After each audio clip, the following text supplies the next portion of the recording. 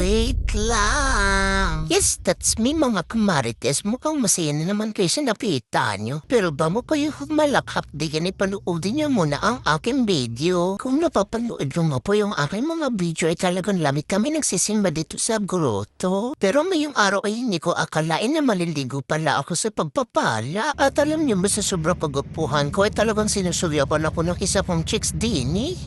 Ibang level na talaga ang kawapuhan ko. Di ba daddy, sabihin mo oo baka mapahiya ako. Daddy, ang cute ko, no? Ang pogi pa. Teka, nakatingin pa ba yung chicks? Ay, oo, nakatingin pa siya, Daddy. Daddy, ang cute ko, di ba? Daddy, sabihin mo naman, oo, napapapansin ako dun sa chicks, eh. Pero may ngayon mga pamarites, natapos na ang misa at mangbabasbas na si Father. Kaya naman kami ni na Mami ay naghanda na dito sa gilid. Maya pa nga. Boosh, ayan, sapul na sapul. Walang tapon. Nadamdagan naman ang kawapuhan ko. Ay, naku, walang hanggang kawapuhan na talaga to. Buti nga.